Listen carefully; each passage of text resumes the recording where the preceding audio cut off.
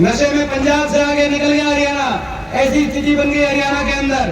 आज गरीब आदमी के हक को मारना काम हुआ। जितनी योजनाएं चल रही थी एससी समाज की, बैकवर्ड समाज की, बीपीएल के 36 बिरादरी के परिवारों की जो योजनाएं चल रही थी हमारे समय, 100 गज के प्लॉट की स्कीम, पीने के पानी की टंकी, टूटी और मुफ्त पानी कनेक्शन की स्कीम, वो सारी स्कीम खत्म करके पानी के बिल पकड़ा दिए गरीब आदमी के हाथ में। ऐसी ये सरकार साबित हुई। आज ऐसी सरकार साबित हुई।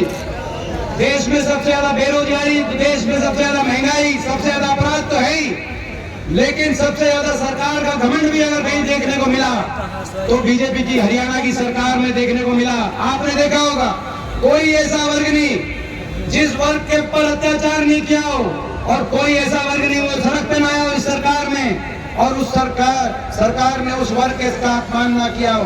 750 किसानों की जान की कुर्बानी लेने वाली ये सरकार साबित हुई।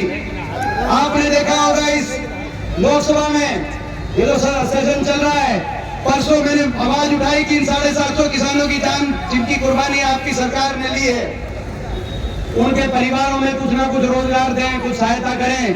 तो आपने देखा होगा शिवराज सिंह चौहान के केंद्रीय कृषि मंत्री उठ के खड़े हुए और मजाक उड़ाने लगे उन 750 किसानों का, और पूरा सारे बीजेपी के सांसद लोकसभा देखी थी कि नहीं देखी थी? देखा गया लोकसभा, सारे भाजपा के सांसद उनका मजाक उड़ा रहे थे। 750 किसानों की आप कुर्बानी का मजाक उड़ा रहे हैं। आपको याद होगा ये वही सरकार है जिसमें छोटे छोटे बच्चों को स्कूल के आगे धरने देने पड़े, 500 स्कूलों के आगे धरने हुए, बच्चों से लेकर हमारी बेटियों तक जिनको जंतर मंतर में धरना देना पड़ा। न्याय मांग रही थी हमारी बेटियां, ओलंपिक में मेडल लेके जो बेटियां आती हैं वो न्याय मांग रही थी, उनको अपने न्याय के लिए धरना देना पड़ा।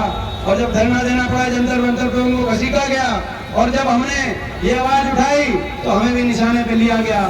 सरपंचों से हमारी छोटे बच्चों से लेकर बेटियों तक, किसान से लेकर आड़तियों तक, व्यापारी से लेकर कर्मचारी, ओल्ड पेंशन स्कीम के ले गए कर्मचारियों पे लाठीचार्ज, सरपंच गए अपने पंचायती राज के अधिकार मानने, सरपंचों पे लाठीचार्ज। कोई ऐसा वर्ग नहीं जिस वर्ग की अपमान इस सरकार ने ना किया हो। तो मैं पूछता हूं आपसे, तो ऐसी सरकार से हिसाब मांगना चाहिए कि नहीं मांगना चाहिए?